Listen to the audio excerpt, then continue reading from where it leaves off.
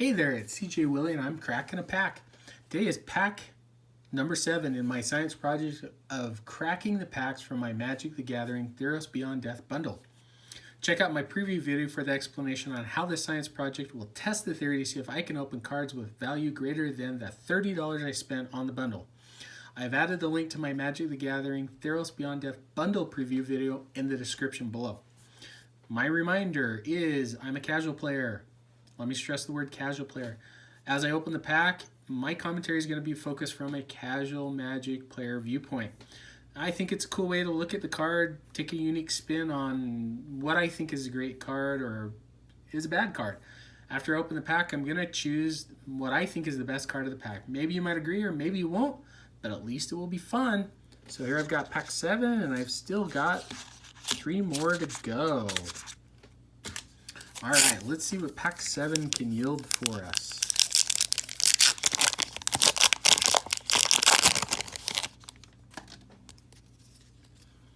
Okay, first card that we have, Mogis' Favor, 1 black enchantment aura. Enchanted creature gets +2, -1.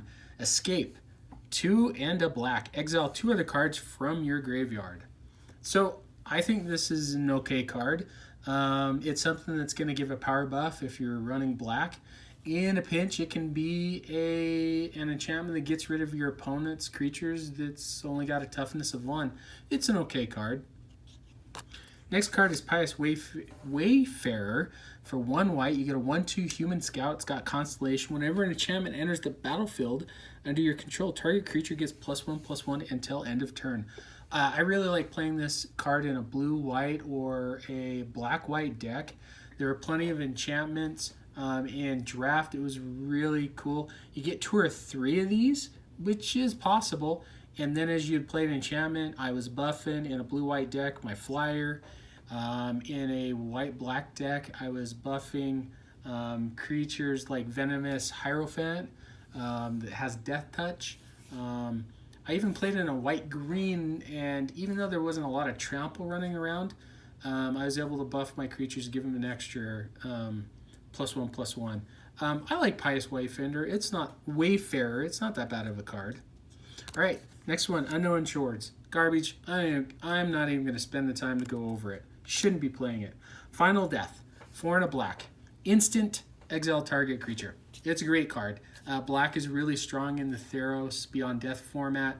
If you're running a mono black deck or if you're running black with another color, you got to include Final Death. It exiles problematic cards that have escape clauses. You know, it's even a card, I don't know, it is a casual format. I might run a couple of them in my deck because it will exile those pesky cards like God cards or some of the really powerful cards out of, you know, the standard format. Next card, Elite Instructor. 3 mana, 2/2, Human Wizard. When it enters the battlefield, draw a card, then discard a card. It's a looter effect, which is fine. The body, a 2/2 body for 3, isn't going to hang around for much. If anything, it's going to be a chump blocker. It's not going to get in and deal damage. But, you know, if you want it to loot, it's got an enter the battlefield loot ability. After that, it pretty much becomes a boring card. Next card, Arena Trickster. 4 mana, 3 and a red, 3/3 Human Shaman. Whenever you cast your first spell during each opponent's turn, put a +1/+1 counter on Arena Trickster. I have not yet seen the blue-red deck really come together. Even in a casual format, there just do not seem to be a lot of things that are getting it across the finish line. It just seems too slow, and I don't know if there's the right combination of cards that I'm yet seeing casually to try and put one together. I do have a blue-red spells deck that I play that's more, I think it qualifies as modern. I don't think it's Pioneer, but it's got a lot of things that help it get to the finish line, whereas I just don't think the tools are there yet. Gift of Strength, 1 and a green. Target creature gets +3/+3 and gains reach until end of turn. Yeah, I'd rather just play a Giant Growth. Having reach with an extra mana is not something that I'm looking to include in any sort of casual build. Stampede Rider, 2 and a red. 2/3 Satyr, trample at the beginning of each combat. If you control a creature with power 4 or greater, Stampede Rider gets +1/+1 until end of turn.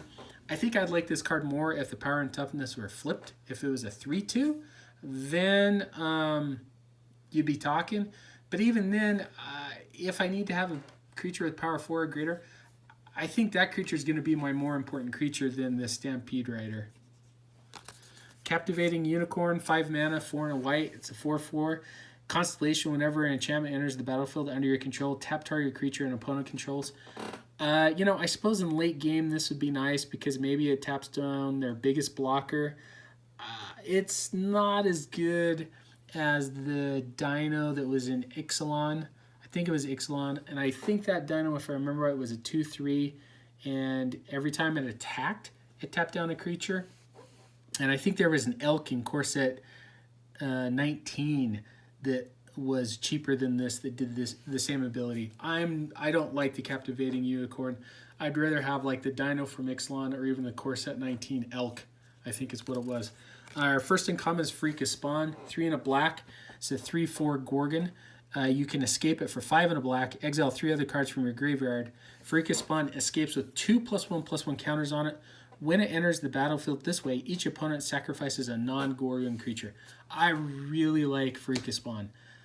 I think, you know, the theme of Theros Beyond Death is black is the color that matters, and some of the most powerful cards, uncommon-wise and even in higher rarity, black is what's getting it done. I like this card. For 4 mana, it's a 3/4. That's great. You escape it. For 6, you get a 5/6. And your opponent's got to sacrifice one of their non-Gorgon creatures. It's a great card. I really like it. Our next uncommon is Enticing Liar. For 3 generic mana, you may choose not to untap Enticing Liar during your untap step. Pay generic and tap target creature with power X or less. It doesn't untap during its controller's untap step for as long as Enticing Liar remains untapped. Remains tapped.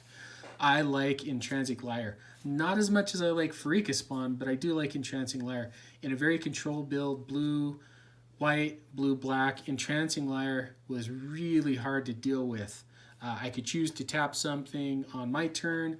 I could choose to tap something on my opponent's turn. It was a really good card that really kind of controlled what my opponent wanted to do. Pretty cool card. Annoying as heck to play against. My next uncommon is Siona, Captain of the Pieleus. 1 generic, 1 forest, 1 white. So for 3 mana, you get a 2/2 legendary creature, Human Soldier.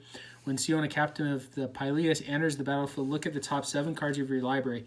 You may reveal an aura card from among them and put it into your hand. Put the rest on the bottom of your library in a random order. Whenever an aura you control becomes attached to a creature you control, create a 1/1 white Human Soldier creature token. I played this one time in draft, and maybe I just drafted it wrong. I didn't have the aura support. I think in draft and sealed it's really tough because to get the number of auras that you need to make Siona work is really difficult. I'd be really interested to see kind of in a casual standard format, maybe casual pioneer, if I could put enough auras in the deck to make it work. But it just didn't seem to get there for me. Our rare out of the pack is Leas Intervention. So for X and 2 green, you have a sorcery. You choose one, search your library for up to X land cards, reveal them, put them into your hand, then shuffle your library. Or Leas Intervention deals twice X damage to each creature with flying. In sealed, I wasn't really high on this. I had it played against me one time. Unfortunately, I was playing a blue-white Flyers deck, so it wrathed my board, and I lost that game. But there are so many other cards in draft, in my opinion, and even in standard, like in a casual format or in Pioneer, there's so many other cards there. They're much better at grabbing lands out of your deck and putting them onto into your hand. And the damage is more against flyers. It's not a rare that I'm really high on. Okay, we do. Ooh, cool. We do have a foil. Nightmare Shepard. 2 and 2 black enchantment creature Demon at rare. It's a 4/4 flyer. Whenever a non-token creature you control dies, you may exile it. If you do, create a token that's a copy of that creature, except it's a 1/1. It's a nightmare in addition to its other types. This card is awesome. So I was able to draft it, and I also drafted Woe Strider. Awesome combo. So basically with Woe Strider, I would sacrifice a creature to scry, and then I'd have Nightmare Shepard out on the board. My creature would die. It'd come back to the battlefield as a 1/1. Most of my creatures had an enter the battlefield ability, and so I get an added bonus. I really like Nightmare Shepard. In fact, I'm scouring eBay just about every day to see if I can find a playset for cheap. It's a card that I want to, it's a playset I want to run in a mono black devotion deck. I think it does a lot of work, especially if I play a gray man. I can get that gray man dead. I can return to the battlefield, double the damage, the life swing. I really like Nightmare Shepard. In fact, I'm just going to look at, oh, hey, surprise, surprise, a swamp, and of course, a white human soldier creature token. 6 out of 7 packs, that's been my token card. Fantastic. My favorite card or best card of this pack is Nightmare Shepard. Not really going to add on to much of what I said. If it's a card that I'm looking to try to find a bargain on eBay where I can get a playset for cheap and put it in a mono black deck, obviously it's my favorite card. I think it's the best card out of the pack. Hope you enjoyed the video. If you did like it, please subscribe and share. Until next time when I crack pack number 8 from my Magic the Gathering Theros Beyond Death bundle, remember, I'm doing this thing for science.